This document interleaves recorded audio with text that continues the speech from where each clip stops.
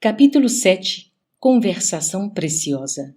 Facilitando-nos a tarefa, Druso apresentou-nos mais intimamente ao ministro Sânzio, informando que estudávamos em alguns problemas da mansão as leis de causalidade. Anelando penetrar mais amplas esferas de conhecimento acerca do destino, indagávamos sobre a dor. O grande mensageiro como que abdicou, por momentos, à elevada posição hierárquica que lhe quadrava à personalidade distinta e, tanto pelo olhar quanto pela inflexão da voz, parecia agora mais particularmente associado a nós, mostrando-se mais à vontade. A dor, murmurou compadecido, como se procurasse transcendente questão nos escaninhos da própria alma, e fitando-nos, a Hilário e a mim, com inesperada ternura, acentuou, quase doce: estudo-a igualmente, filhos meus. Sou funcionário humilde dos abismos, trago comigo a penúria e a desolação de muitos. Conheço irmãos nossos portadores do estigma de padecimentos atrozes que se encontram animalizados há séculos nos despenhadeiros infernais. Entretanto, cruzando as trevas densas, embora o enigma da dor me dilacere o coração, nunca surpreendi criatura alguma esquecida pela divina bondade.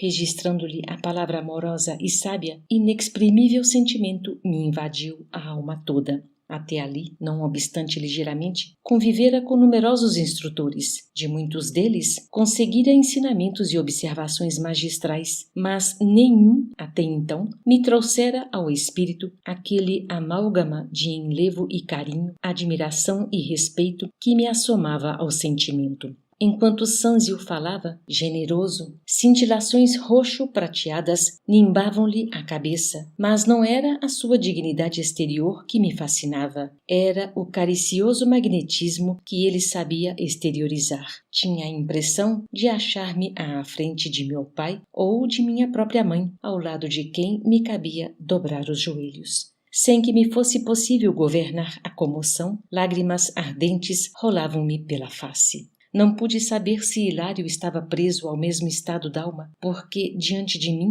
passei ver a Sânzio somente dominado por sua grandeza humilde. De onde vinha, senhor? Perguntava sem palavras nos refolhos do coração. Aquele vulto tão ilustre, mas, apesar disso, tão simples d'alma. Onde conhecera eu aqueles olhos belos e límpidos? Em que lugar lhe recebera um dia o orvalho de amor divino? Assim como o verme da caverna sente a bênção do calor do sol. O ministro percebeu-me a emotividade, como o professor assinala a perturbação do aprendiz, e, qual se quisesse advertir-me sobre o aproveitamento das horas, avançou para mim e observou carinhosamente. Pergunte, meu filho, sobre questões não pessoais, e responderei quanto puder. Percebi-lhe a nobre intenção e busquei dominar-me. Grande benfeitor, exclamei, comovido, buscando esquecer os meus próprios sentimentos.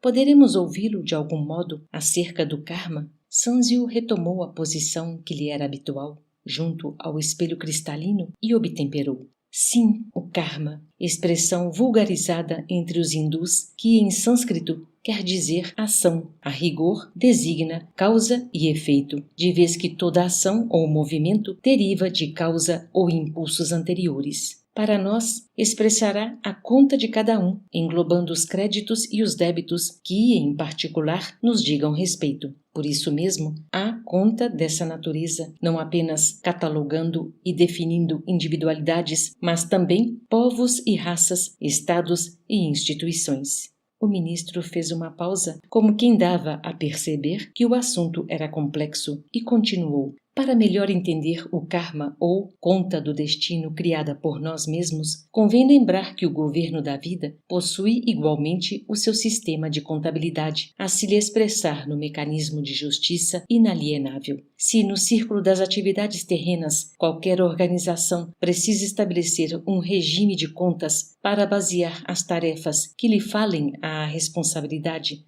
a casa de Deus, que é todo o universo, não viveria igualmente sem ordem. A administração divina, por isso mesmo, dispõe de sábios departamentos para relacionar, conservar, comandar e engrandecer a vida cósmica, tudo pautando sob a magnanimidade do mais amplo amor e da mais criteriosa justiça. Nas sublimadas regiões celestes de cada orbe, entregue à inteligência e à razão, ao trabalho e ao progresso dos filhos de Deus, fulguram os gênios angélicos encarregados do rendimento e da beleza, do aprimoramento e da ascensão da obra excelsa, com ministérios apropriados à concessão de empréstimos e moratórias, créditos especiais e recursos extraordinários a todos os espíritos encarnados ou desencarnados que os mereçam em função dos serviços referentes ao bem eterno. E nas regiões atormentadas como esta, varridas por ciclones de dor regenerativa, temos os poderes competentes para promover a cobrança e a fiscalização, o reajustamento e a recuperação de quantos se fazem devedores complicados ante a divina justiça, poderes que têm a função de purificar os caminhos evolutivos e circunscrever as manifestações do mal. As religiões na Terra, por esse motivo, procederam acertadamente, localizando o céu nas esferas superiores e situando o inferno nas zonas inferiores, porquanto, nas primeiras, encontramos a crescente glorificação do universo e, nas segundas, a purgação e a regeneração indispensáveis à vida, para que a vida se acrisole e se eleve ao fulgor dos cimos. Ante o intervalo espontâneo e reparando que o ministro se propunha a manter contato conosco através da conversação, aduzi com interesse. Comove saber que, sendo a providência divina, a magnanimidade perfeita, sem limites, gerando tesouros de amor para distribuí-los com abundância em favor de todas as criaturas, é também a equidade vigilante na direção e na aplicação dos bens universais. Efetivamente, não poderia ser de outro modo, ajuntou Sânzio bondoso. Em assuntos da lei de causa e efeito, é imperioso não esquecer que todos os valores da vida, desde as mais remotas constelações à mais mínima partícula subatômica, pertencem a Deus, cujos inabordáveis desígnios podem alterar e renovar, anular ou reconstruir tudo o que está feito. Assim, pois, somos simples usufrutuários da natureza que consubstancia os tesouros do Senhor, com responsabilidade em todos os nossos atos, desde que já possuamos algum discernimento. O espírito, seja onde for, encarnado ou desencarnado, na terra ou noutros mundos, gasta, em verdade, o que não lhe pertence, recebendo por empréstimos do Eterno Pai os recursos de que se vale para efetuar a própria sublimação no conhecimento e na virtude. Patrimônios materiais e riquezas da inteligência, processos e veículos de manifestação, tempo e forma, afeições e rótulos honoríficos de qualquer procedência são de propriedade do Todo Misericordioso, que nos concede a título precário, a fim de que venhamos a utilizá-los no aprimoramento de nós mesmos, marchando nas largas linhas da experiência, de modo a entrarmos na posse definitiva dos valores eternos, sintetizados no amor e na sabedoria com que, em futuro remoto, lhe retrataremos a glória soberana. Desde o elétron aos gigantes astronômicos da tela cósmica, tudo constitui reservas das energias de Deus que usamos em nosso proveito por permissão dele, de sorte a promovermos com firmeza nossa própria elevação à sua majestade sublime. Dessa maneira, é fácil perceber que, após conquistarmos a coroa da razão, de tudo se nos pedirá contas no momento oportuno, mesmo porque não há progresso sem justiça na aferição de valores. Lembrei-me instintivamente da nossa errada conceituação de vida na Terra, quando nos achamos sempre dispostos a senhorear indebitamente os recursos do estágio humano, em terras e casas, títulos e favores, prerrogativas e afetos, arrastando por toda a parte as algemas do mais gritante egoísmo. Sânzio registrou-me os pensamentos porque acentuou com paternal sorriso após ligeira pausa. Realmente, no mundo, o homem inteligente deve estar farto de saber que todo conceito de propriedade exclusiva não passa de simples suposição. Por empréstimo, sim, todos os valores da existência lhe são adjudicados pela providência divina por determinado tempo, de vez que a morte funciona como juiz inexorável, transferindo os bens de certas mãos para outras e marcando com inequívoca exatidão o proveito que cada espírito extrai das vantagens e concessões que lhe foram entregues pelos agentes da infinita bondade. Aí vemos os princípios de causa e efeito em toda a força de sua manifestação, porque, no uso ou no abuso das reservas da vida, que representam a eterna propriedade de Deus, cada alma cria na própria consciência os créditos e os débitos que lhe atrairão inelutavelmente as alegrias e as dores, as facilidades e os obstáculos do caminho. Quanto mais amplitude em nossos conhecimentos, mais responsabilidade em nossas ações. Através de nossos pensamentos, palavras e atos que nos fluem invariáveis do coração, gastamos e transformamos constantemente as energias do Senhor em nossa viagem evolutiva nos setores da experiência e, do quilate de nossas intenções e aplicações nos sentimentos e práticas da marcha, a vida organiza em nós mesmos a nossa conta agradável ou desagradável ante as leis do destino.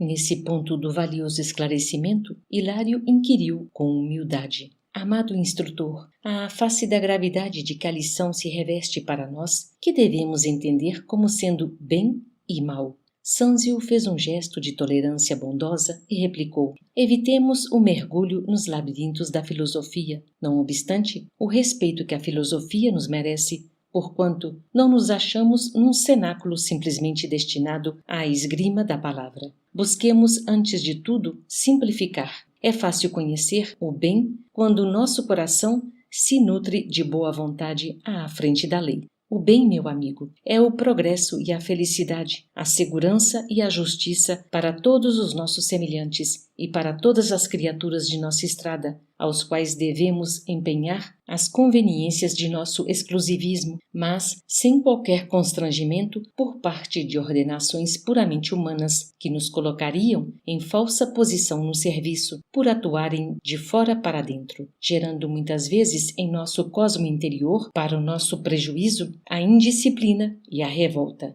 O bem será, desse modo, nossa decidida cooperação com a lei, a favor de todos, ainda mesmo que isso nos custe a renunciação mais completa, visto não ignorarmos que, auxiliando a lei do Senhor e agindo de conformidade com ela, seremos por ela ajudados e sustentados no campo dos valores imperecíveis. E o mal será sempre representado por aquela triste vocação do bem unicamente para nós mesmos, a expressar-se no egoísmo e na vaidade, na insensatez e no orgulho que nos assinalam a permanência nas linhas inferiores do espírito. Finda breve pausa, o ministro ajuntou: possuímos em nosso Senhor Jesus Cristo o paradigma do eterno bem sobre a terra. Tendo dado tudo de si em benefício dos outros, não hesitou em aceitar o supremo sacrifício no auxílio a todos, para que o bem de todos prevalecesse, ainda mesmo que a ele, em particular, se reservassem a incompreensão e o sofrimento, a flagelação e a morte. Em vista da pausa que se fizera espontânea, ousei ainda interrogar, faminto de luz: generoso amigo, poderíamos ouvi-lo de alguma sorte quanto aos sinais kármicos que trazemos em nós mesmos? Sanzio refletiu alguns minutos e ponderou: é muito difícil penetrar o sentido das leis divinas com os recursos limitados da palavra humana. Ainda assim, iniciemos o tentame recorrendo a imagens tão simples quanto seja possível. Apesar da impropriedade, comparemos a esfera humana ao reino vegetal. Cada planta produz na época própria segundo a espécie a que se ajusta, e cada alma estabelece para si mesma as circunstâncias felizes ou infelizes em que se encontra, conforme as ações que pratica através de seus sentimentos, ideias e decisões na peregrinação evolutiva. A planta, de começo, jaz encerrada no embrião, e o destino, ao princípio de cada nova existência, está guardado na mente. Com o tempo, a planta germina, desenvolve-se, floresce e frutifica, e também com o tempo, a alma desabrocha ao sol da eternidade, cresce em conhecimento e virtude, floresce em beleza e entendimento,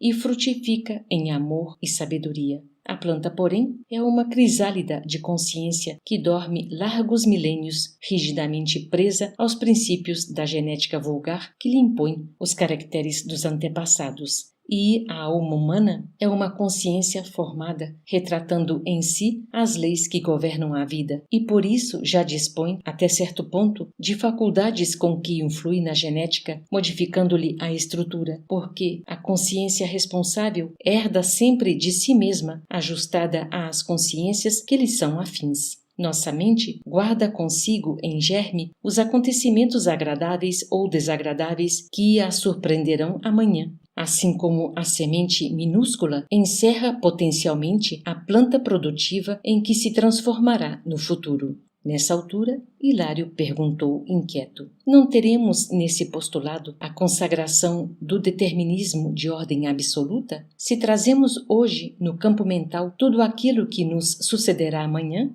Sanzio, contudo, esclareceu complacente. Sim, nas esferas primárias da evolução, o determinismo pode ser considerado irresistível, e o mineral, obedecendo às leis invariáveis de coesão, e o vegetal, respondendo fiel aos princípios organogênicos. Mas, na consciência humana, a razão e a vontade, o conhecimento e o discernimento entram em função nas forças do destino, conferindo ao espírito as responsabilidades naturais que deve possuir sobre si mesmo. Por isso, embora nos reconheçamos subordinados aos efeitos de nossas próprias ações, não podemos ignorar que o comportamento de cada um de nós, dentro desse determinismo relativo, decorrente de nossa própria conduta, pode significar liberação abreviada ou cativeiro maior, agravo ou melhoria em nossa condição de almas endividadas perante a lei. Mas, ainda mesmo nas piores posições expiatórias, goza a consciência dos direitos inerentes ao livre-arbítrio? Inquiri. Como não? Falou o ministro. Imaginemos um delinquente monstruoso, segregado na penitenciária. Acusado de vários crimes, permanece privado de toda e qualquer liberdade na enxovia comum. Ainda assim, na hipótese de aproveitar o tempo no cárcere para servir espontaneamente à ordem e ao bem-estar das autoridades e dos companheiros, acatando com humildade e respeito as disposições da lei que o corrige, atitude essa que resulta de seu livre-arbítrio para ajudar ou desajudar a si mesmo, a breve tempo, esse prisioneiro começa por atrair a simpatia daqueles que o cercam, avançando com segurança para a recuperação de si mesmo. O raciocínio era claro, mas, não desejando perder o fio da lição simples e preciosa, indaguei. Venerável benfeitor, para nossa edificação, poderemos recolher mais amplas anotações sobre a melhor maneira de colaborar com a lei divina em nosso próprio favor? Dispomos de algum meio para escapar à justiça? Sanzio sorriu e observou. Da justiça ninguém fugirá, mesmo porque a nossa consciência, em acordando para a santidade da vida, aspira a resgatar dignamente todos os débitos de que se onerou perante a bondade de Deus. Entretanto, o amor infinito do Pai Celeste brilha em todos os processos de reajuste. Assim é que claudicamos nessa ou naquela experiência indispensável à conquista da luz que o Supremo Senhor nos reserva. É necessário nos adaptemos à justa recapitulação das experiências frustradas, utilizando os patrimônios do tempo. Figuremos um homem acovardado diante da luta, perpetrando o suicídio aos 40 anos de idade no corpo físico. Esse homem penetra no mundo espiritual, sofrendo as consequências imediatas do gesto infeliz, gastando tempo mais ou menos longo segundo as atenuantes e agravantes de sua deserção, para recompor as células do veículo perispirítico e, logo que oportuno, quando torna a merecer o prêmio de um corpo carnal na esfera humana,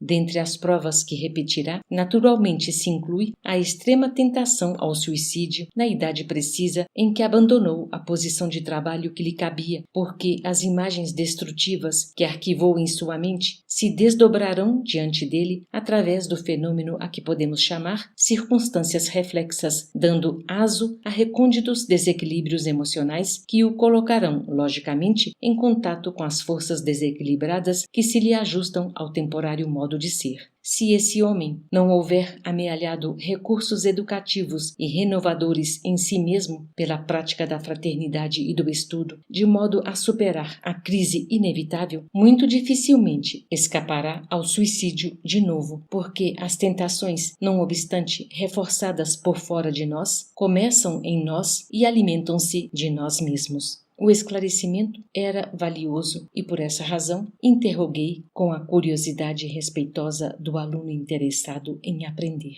E como pode a criatura habilitar-se devidamente para resgatar o preço da sua libertação? Sanzio não se deu por surpreendido e replicou de pronto, como qualquer devedor que, de fato, se empenhe na solução dos seus compromissos. De certo que o homem sumamente endividado precisa aceitar restrições no seu conforto para sanar seus débitos com as suas próprias economias. Em razão disso, não pode viver à farta, mas sim com abstinência e suor, de modo a liberar-se tão depressa quanto possível. O grande orientador fez uma pausa de momento, como para refletir, e continuou. Voltemos ao símbolo da planta. Imaginemos que uma semente de laranjeira caiu em terreno pobre e seco. Segundo as leis que regem as atividades agrícolas, germinará ela sob constringentes obstáculos, transformando-se num arbusto mirrado com lamentável produção no tempo devido. Mas, se o lavrador lhe acode às necessidades e exigências desde o início da luta, oferecendo-lhe adubo, água e defesa, tanto quanto ajudando-a com a poda salutar no momento oportuno, a laranjeira atenderá brilhantemente ao próprio destino. Semelhantes cuidados, no entanto, devem ser postos em ação na hora justa, isto é, quando na terra há alma, e, tanto quanto possível, deve começar essa restauração nos melhores tempos da jornada física.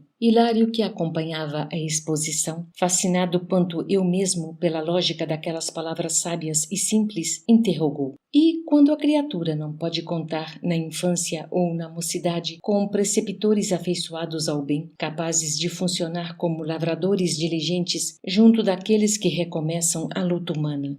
Sem dúvida, ponderou o ministro, a meninice e a juventude são as épocas mais adequadas à construção da fortaleza moral com que a alma encarnada deve tecer gradativamente a coroa da vitória que lhe cabe atingir. Entretanto, é imperioso entender que, no espírito consciente, a vontade simboliza o lavrador a que nos reportamos e o adubo, a irrigação e a poda constituem o serviço incessante a que deve consagrar-se nossa vontade na recomposição de nossos próprios destinos. Em vista disso, todo minuto da vida é importante para renovar e redimir, aprimorar e purificar. Compreendamos que a tempestade, como símbolo de crise, surgirá para todos em determinado momento. Contudo, quem puder dispor de abrigo certo, superar-lhe-á os perigos com desassombro e valor. A explicação alcançava-nos a mente qual réstia de sol penetrando um cubículo escuro. Meu colega, no entanto, voltou a considerar. Ação por ação, temos igualmente muito trabalho depois da morte do corpo denso. Assim como perpetramos faltas na carne para sofrer-lhes muitas vezes as consequências aqui, é natural que, por nossas ações deploráveis, aqui venhamos a padecer na carne. Perfeitamente, confirmou Sanzio bondoso. Nossas manifestações contrárias à lei divina, que é invariavelmente o bem de todos, são corrigidas em qualquer parte. Há, por isso, expiações no céu e na terra. Muitos desencarnados que se enleiam em desregramentos passionais até às raias do crime, mormente nos processos de obsessão, não obstante, advertidos pela própria consciência e pelos avisos respeitáveis de instrutores benevolentes, criam para si mesmos pesadas e aflitivas contas com a vida, cujo resgate lhes reclama luta e sacrifício em tempo longo. Aliás, com alusão ao assunto, é justo lembrar que o nosso esforço de auto-reajustamento na vida espiritual antes da reencarnação, na maioria das circunstâncias, ameniza-nos a posição, garantindo-nos uma infância e uma juventude repletas de esperança e tranquilidade. para as recapitulações a se efetuarem na madureza, exceção feita, naturalmente, aos problemas de dura e imediata expiação, nos quais a alma é compelida a tolerar rijos padecimentos, muitas vezes desde o ventre materno, tanto quanto os desenganos e os achaques, as humilhações e as dores da velhice ou da longa enfermidade antes do túmulo. Essas dores, angústias e sofrimentos vários nos suavizam a ficha de espíritos devedores, permitindo-nos abençoada trégua nos primeiros tempos da esfera espiritual, logo após a peregrinação pelo campo físico. A maioria das pessoas encarnadas no mundo, ao atingirem a idade provecta, habitualmente se confiam, nas últimas fases da existência, à ponderação e à meditação, à serenidade e à doçura. As mentes infantis, ainda mesmo na senectude das forças genuinamente materiais, continuam levianas e irresponsáveis, mas os corações amadurecidos no conhecimento se valem, por intuição natural, da velhice ou da dor para raciocinar com mais segurança, seja consagrando-se à fé nos templos religiosos, com o que asseguram a si próprios mais amplo equilíbrio íntimo, seja devotando-se à caridade, com o que esbatem na memória as recordações menos desejáveis, preparando assim, com louvável acerto e admirável sabedoria, a irrevogável passagem para a vida maior. Concluí, pelo olhar de Druso, que a nossa entrevista estava prestes a encerrar-se, e por isso aventurei ainda uma indagação. Ministro amigo, compreendendo que há dívidas que, por sua natureza e extensão, exigem de nós várias existências ou romagens na carne terrestre para o respectivo resgate, como apreciá-las do ponto de vista da memória? Sinto, por exemplo, que tenho na retaguarda imensos débitos para ressarcir, dos quais não me lembro agora. Sim, explicou ele, a questão é de tempo. À medida que nos demoramos aqui, na organização perispirítica, no fiel cumprimento de nossas obrigações para com a lei, mais se nos dilata o poder mnemônico. Avançando em lucidez, abarcamos mais amplos domínios da memória. Assim é que, depois de largos anos em serviço nas zonas espirituais da Terra, entramos espontaneamente na faixa de recordações menos felizes, identificando novas extensões de nosso karma ou de nossa conta, e embora sejamos reconhecidos à benevolência dos instrutores e amigos que nos perdoam o passado menos digno, jamais condescendemos com as nossas próprias fraquezas e, por isso, vemo-nos impelidos a solicitar das autoridades superiores novas reencarnações difíceis e proveitosas que nos reeduquem ou nos aproximem da redenção necessária. Compreenderam? Sim, havíamos entendido. Sanzio fitou o diretor da casa como a dizer-lhe que o horário se esgotara. E Druso lembrou com gentileza que não devíamos reter um instrutor atencioso e complacente. Agradecemos com humildade as lições recebidas, enquanto o ministro voltava à câmara brilhante, onde a neblina móvel passou de novo a adensar-se, apagando-lhe a figura venerável aos nossos olhos. Em breves minutos, o ambiente retomou os característicos que lhe eram habituais, e a palavra comovedora de Druso, em prece, encerrou a inesquecível reunião.